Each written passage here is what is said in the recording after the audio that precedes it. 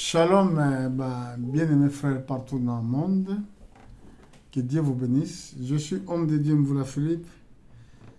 Lelo, tolingi to solo na likambo bengi comment okoki kozala bien disposé na présence en Nzambe. C'est très important koyeba que Dieu existe. Yé azali ton créateur. Lokola ndenge tozalaka na bana na biso na ndako. Mais le problème c'est ceux qui toyebi comment Dieu répond aux prières. Ndenge nini Nzambe akokoyano na mutu. Ezalaka vraiment très difficile kokota na cette relation là, na communication là. Okokoyeba message prophétique, c'est très bien.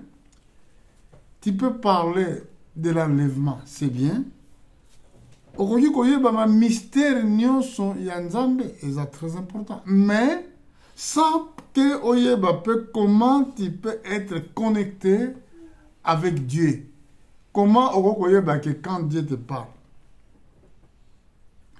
Alors je sais biso mayele na tout domaine il y a vie et c'est mayele. Là je vais commencer rapidement dans le livre de Proverbes. Au chapitre 1 verset 17. Ou bien verset 7, pardon. Tout en écriture, on a Toyokanano Ndenge Mosakoli Akoyeb Sabiso na écriture. Et le binin. Tu lis au nom de Jésus. La crainte de l'Éternel est le commencement de la science. Les insensés méprisent la sagesse et l'instruction. Ah, la crainte de l'Éternel est le commencement. Et ça est bandé. De la science, vous voyez. Donc, il y a des bossons, pendant qu'on a la dimension à mi balé où il y a des sciences, et là, les bossons sont la crainte. La crainte de l'Éternel. Dans d'autres termes, comme on ne voit pas Dieu, on peut dire tout simplement avoir la crainte ou le respect de la parole de Dieu. Ça, c'est la première chose. Mais la Bible dit que Ezalinde et Bandelia Mayel, et Bandelia Science, les insensés, vous voyez, méprisent la sagesse et l'instruction. Bateau bazab est insensé. Tant que babengi est insensé, l'ingolo bateau que bazoba. L'ingolo bateau bateng ba classe, bateau ba se construire bazam mayele, bateau mamsous kutu bazam star. Mais dans d'autres termes, bango bazali ko rejeter, ils méprisent la sagesse et l'instruction. Donc par la bango makamboyo, ils ont une importance. Oyebi que biso batu toza na mokili pendant un certain temps. Vina biso na mokili, eza continualité. Toza ba âme vivante venant sur la terre. Et dans la Mokolopé, nous allons quitter la terre. Mais, pendant qu'on y est, on veut qu'on compte dans la dimension de la connaissance, il y a les bossos, c'est la crainte. Qu'on a la crainte, il y a l'îloba. Mais ceux qui ont la crainte, ils sont censés, parce que tu vas faire tout ce que, au moins la malam, la mise na yo, au moins le gros salaire.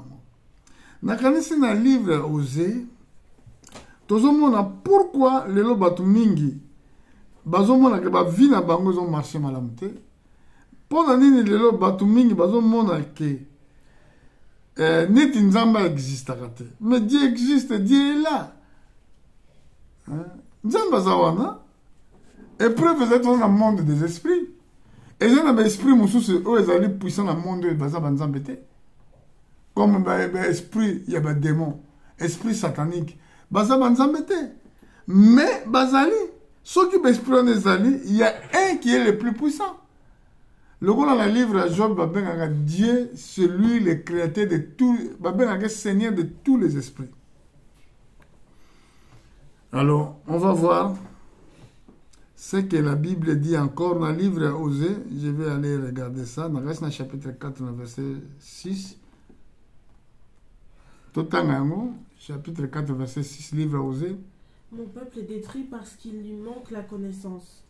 Puisque tu as rejeté la connaissance, je te rejeterai et tu seras dépouillé de mon sacerdoce. Puisque tu as oublié la loi de ton Dieu, j'oublierai aussi tes enfants. Ah, Monique, mais le même peuple, oyo. Lokola bazolinga ko simba connaissance te.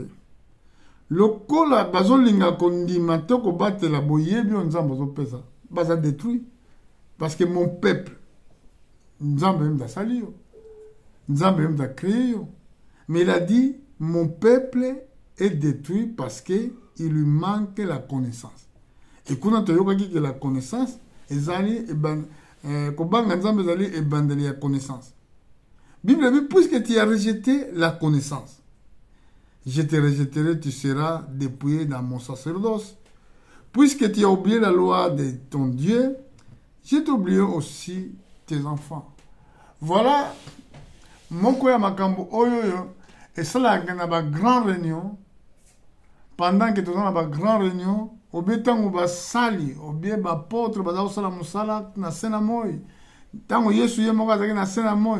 Souvent, beaucoup venaient dans la réunion, mais peu de gens seulement étaient guéris. Beaucoup venaient à écouter la parole de Dieu, mais mouké bazalaki obima na bon résultat. Comme vous appelez canon lelo, vous avez un problème mon compte, ça fait longtemps. La difficulté mon compte, vous avez dit longtemps.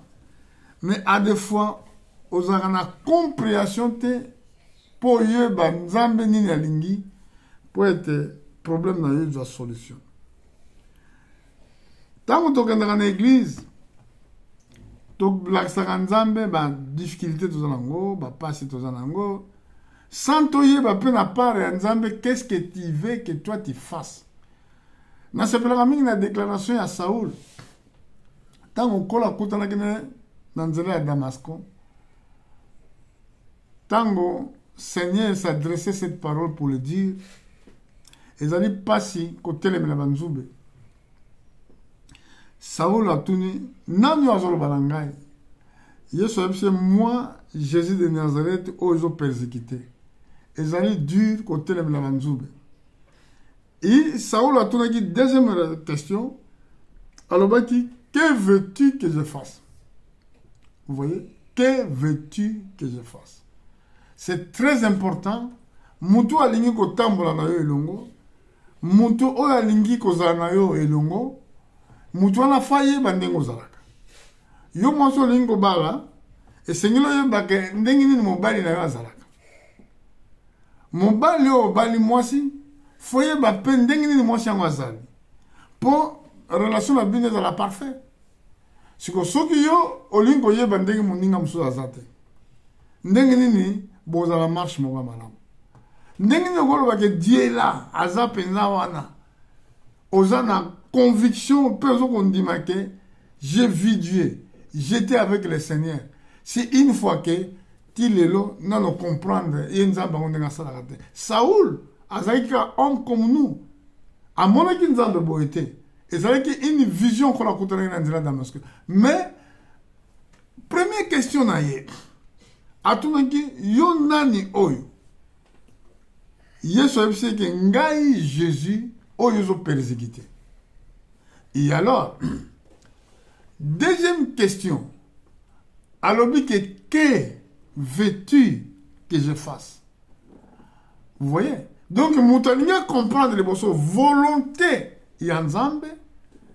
Alinga comprendre comment je peux marcher avec lui. Que veux-tu que je fasse? Donc, Azaki prépare ça. Mais là, ça la ndengeni. Voilà. Tout le monde, Yesu, quand on a commencé dans la ville, il y a Capernaum. Dans Marc, dans le chapitre 2, dans le verset 1, tout un mystère, les gars qui dans la ville de Capernaum. Yesu a côté dans la ville. On va aller voir. Tout dans le verset 1. Quelques jours après, Jésus revint à Capernaum. On apprit qu'il était à la maison. Et il s'assembla un si grand nombre de personnes que l'espace devant la porte ne pouvait plus les contenir. Il leur annonça la parole. Des gens vinrent à lui amenant un paralytique porté par 4 hommes. Comme ils ne pouvaient l'aborder à cause de la foule, ils découvrirent le toit de la maison où il était et descendirent par cette ouverture le lit sur lequel le paralytique était couché. Jésus, voyant leur foi, dit au paralytique, « Mon enfant, tes péchés sont pardonnés. » Il y avait là quelques scribes qui étaient assis et qui se disent au-dedans d'eux, « Comment cet homme parle-t-il ainsi? Il blasphème. Qui peut pardonner les péchés si ce n'est Dieu seul ?» Jésus, ayant aussitôt connu par son esprit ce qu'ils pensaient au-dedans d'eux, leur dit, « Pourquoi avez-vous de telles pensées dans vos cœurs? Lequel est le plus aisé de dire au paralytique, tes péchés sont pardonnés, ou de dire, lève-toi, prends ton lit et marche? Or, afin que vous sachiez que le Fils de l'homme a sur la terre le pouvoir de pardonner les péchés, je te leur donne, dit-il au paralytique, lève-toi, prends ton lit et va dans ta maison. » Amen. Awa tota na likambulikia. Yesu akomaki na ville ya Capernaum. Azalaki na ndako moko côté évangile. Souvent, tant Yesu akotambola, azako mema foule ya bato. Souvent, beaucoup de gens le suivaient. Tant akomi na ndako wana, il prêchait la parole de Dieu. Bato bayaki ebele. Donc, na kati ya mboka ngo pezaki na paralytique moko ayokaki sango. Et Yesu azana ndako moko awa côté ya sango malamu. Eloko nini elekaki na kanisi na aide ya bandeko na ye oto na ye moko asengaki aide ke bamema ye ti esika Jésus-Christ il parlait ou il prêchait la parole de Dieu. Tant akomi tellement nombreux ya bato bazaki na porte place ezalaki te. Alors basengi mukolo ndako pour permettre que bakotisa ye na kati ya ndako pour azala na présence ya nkolo. Siko bakotisa ndenge nini bato wana mpe moto atele aja aza na place na ye akipaki deja place na ye akoloba te ke zonga nsima mpo olekisa moto wana bakoloba ndenge mpo wana ayaki retard esengaki nini eke balongola twa bakotisi ye me botana banda balongola twa ya ndako ezosala makelele mais jusqu'à ke bakotisaki paralytique na kati ya ndako ntango bakotisi ye Yesu azo continue koteya mais paralytique wana ayaki na intention mosusu ayaki na intention moko te lokola ndenge bato nyonso tu oyo akutaki ya liboso ayaki na retard mais bato bayaki liboso bango bako kobénéficier même grâce wana ke paralytique oyo ayaki na retard mais Jésus abandi kocontinue koteya mais foi ya paralytique eretaki Seigneur. Seigneur ne pourra plus continuer à prêcher na kotala ke mutu oyo apusani pembeni na ye azalaki na telle fois ayebaki teke makolo na ye etambolaka te banda botama atambola te ayebaki yango te kolo atali foi ya paralytique. Est-ce que paralytique wana asengaki ke bikisa ngai te siko nkolo akei kotala liboso kaya liboso elingi koloba le péché esengaki apardonner péché ya paralytique. Vous voyez, accueilli koloba na paralytique, fils, tes péchés ils te sont pardonnés. Ce que ezaki na ba scribe, ezaki na ba pharisien, ba religieux, oyo bako kondima changement ya langage wana te parce que ba juif ba yeba ke mutalimisaka masumu c'est Dieu. Mais un individu azoloba que tes péchés te sont pardonnés. Bon, bah, mon Dieu, on blasphème. Vous voyez, il y a un moment là que ah, comment il domaine moussous et comment il domaine la révélation. Au gros, il y a une église. Au gros, il y a chaque jour dans ensemble, mais avec ton intelligence charnelle. Maïe na yo 1 plus 1 égale 2 au coma na niveau terre ko yebanzambe. Il y a une disposition à cœur. Et ça très important.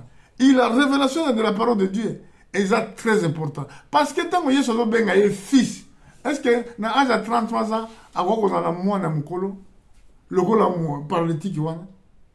Non. Ça, c'est la première chose. Il est Dieu manifesté en chair. Pour de fait, Benga, paralytique fils, c'est lui le père. Ça, c'est la deuxième chose. Mais c'est quoi? Troisième chose, et ça, dans quatre églises, les incrédules, il y a une église, mais ils ne croient pas. Chaque jour, ils ont un dimanche dans l'église, mais ils ne comprennent rien. Même si ils ne comprennent rien, alors, Yesu a poussé Koloba. Est-ce que ça passe Koloba dans la politique que Masumu na yo elimbisami? Parce que les Juifs ba yebi bien. Ceux qui sont belles, maladi, ezali Masumu te memango. Et Jésus a dit, pour boye bagé moi dans la moto. Azan a pouvoir, il y a kolimbisa Masumu ya moto. Alors bien la politique, na yebi sur, prends ton lit, lève-toi, il marche. Là, Jésus a même mon kilo, a même qui bateau dans le niveau de la création. Comment Dieu avait créé mon kilo, ou bien a créé ce monde nous sommes en train de vivre. A créé qu'il y a une parole. Avec le fils, prends ton lit, il marche. Bon, même quand tu vas dans la boîte, mingi baso basala 8 mois 9 mois une année pour tambola mais mutu moko atambola te o ako mukolo makolo na ina nezana mike eza na force te ndenge nini mutu ana du force a telemi a lingi etoko pe a du etoko na bano tambola. Ça c'est la bonne disposition. Il y a cœur oh yo paralytique au tête dans ndako vis-à-vis de la présence en Zambie. Les campagnes sami, les pharisiens, ils regardaient la scène. Vous voyez? Donc, et là, on est toujours tiré dans la leçon. Toujours tiré que, moutoyer retard dans l'église, oh, pour accotana, et c'est un basal bakroubasi, il faut qu'on fonde la toi, on a pour accotana 4. Il y a moutoyer bosso, abimana résultat. Il y a les kambako luka na liboso ya Nzambe. Kamate etoko na yo tambola. Aju etoko atambola. Bon, et pas bateau ba négligent qui appel. Et pas bateau ba négligent qui parole. Ba bima ki ne loko nini. Ba mso ba bima ki na malédiction. Vous voyez? Alors, toi bate ke Nzambe asala kate. Dieu travaille. Ils ont dépendre disposition à chacun de nous. Ce qu'on doit faire, c'est que Nzamba Salana a été à Rosunganga, l'obé a yebi, n'a comme on a passé pour cela, au monde que ma camonnée tamboulade. Tant qu'on y est et pas in Nzambe, première chose, il y a une bonne disposition du cœur. Il y a moi, David Azoba,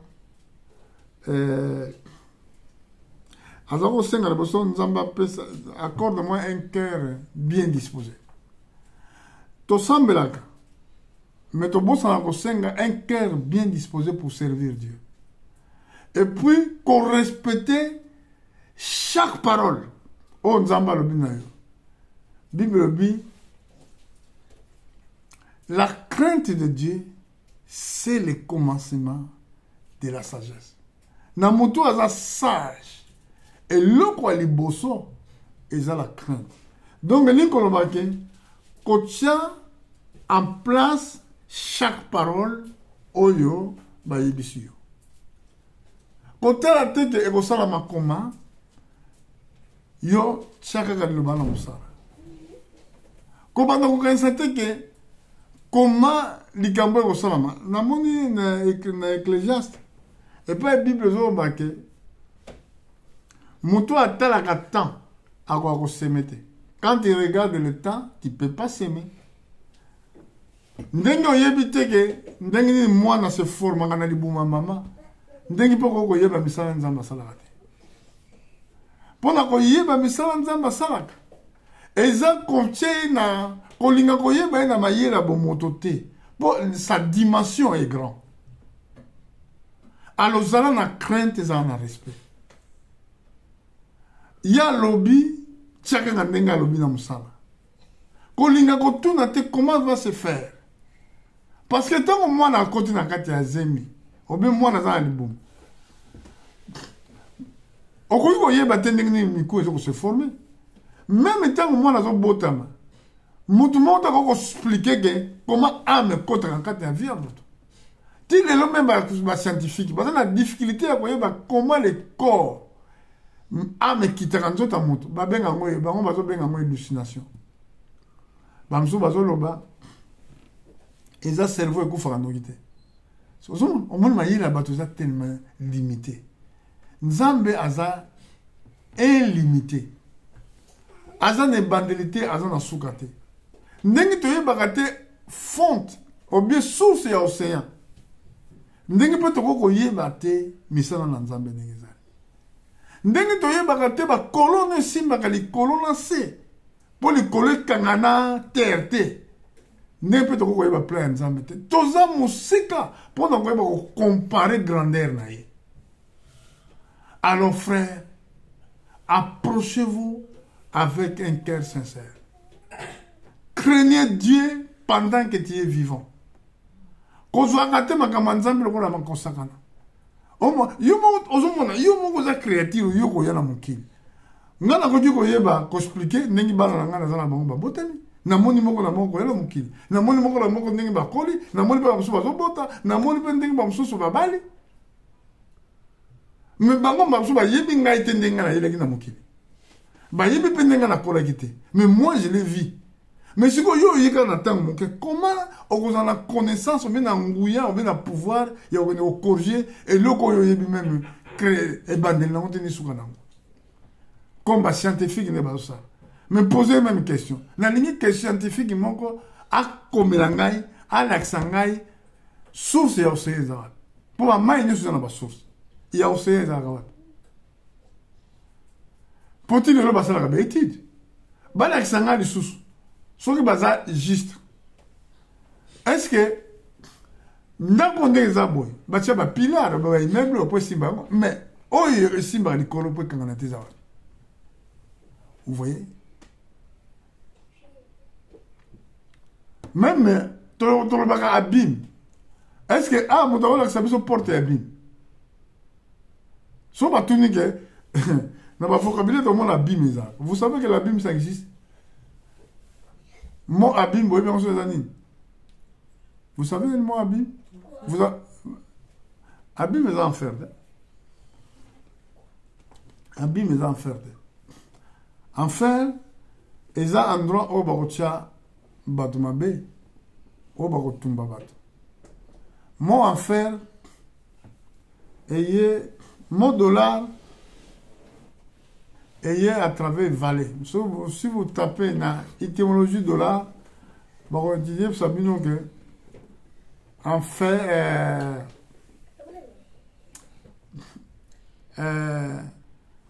vous savez que dollar, étymologie dans vallée, vallée de la mort.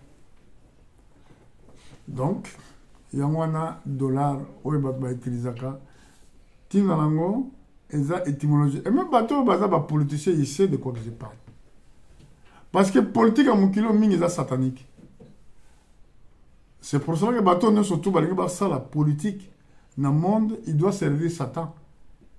Et Satan, il avait dit clairement et pas encore abi fuka melangai na ko pesa mo kili, pe na zo pesa na bateau na linki.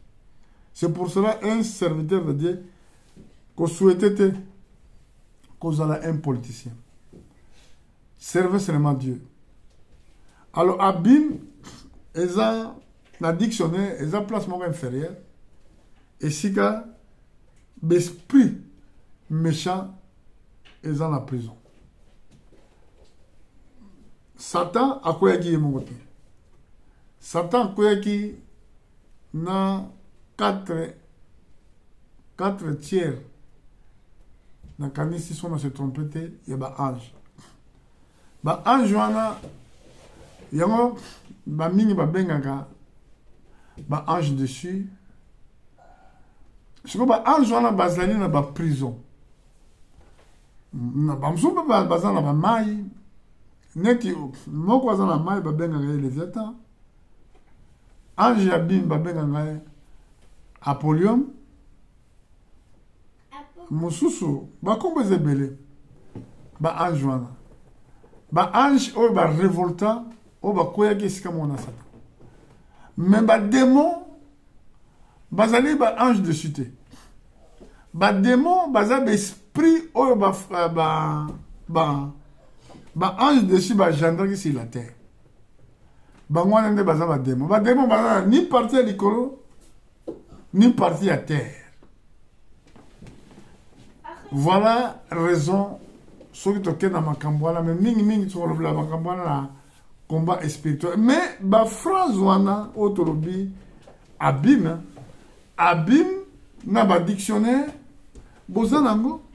Est-ce que ba ange ba mais ce qu'on a tuni, est-ce que eza na un scientifique akoko na audace ya ko expliquer biso est-ce que n'importe abîme ezali, personne ne le sait. Alors yango wana esengeli koyeba kosalela Nzambe na façon moko tozana beaucoup d'humilité. Donc tant qu'on pousse na pa na Nzambe o renier tout o ezali savoir na yo. Omoni bato bayaki epai na Yesu mpona nini bazalaki exaucé te, mpona nini bazwaki baréponse te, parce que bayaki na baconnaissance na bango. Oye na mayele na yo ya mokili, oye na komilakisa na yo, boye Nzambe moya aya nolo eza te. Donc soko ye zala sincère, zala humble, linga ko ye kolepa na ye, approchez devant lui avec un cœur sincère. Pour la kozwatang, pour la kosuka, na koloba l'histoire ya Barthélemy. Na Luc 18, mais na lingi kotanga nangasi na verset 6, ezaki na mutu moko azaki aveugle. Kombo ezaki Barthélemy. Mais azaki miso kufa, souvent badako tia ye na nzela mpona kosenga mbongo. Alors, mais na matatoli oyo azala koyoka, ayokaki deja ke eza na mosakoli moko puissant azobikisa bato maladi. Soki okute na ye mokolo wana vraiment akosunga yo. Ayokaka témoignage wana. Yeba za kozela mokolo wana. Nzambe mpe ayebaka eloko ozozela okozwa yango. Eloko olingi okokutana yango. Soki olingi Nzambe na motema no mobimba, akosala ke baposa motema na yo ekokisama. Akosala ke oyo olingi esalama. Ntango eza moke mpona apesa baverset ebele, mais soki Nzambe akopermettre na koplace baverset oyo na se ya teste ndenge bobanda koyoka mateya na réseaux sociaux.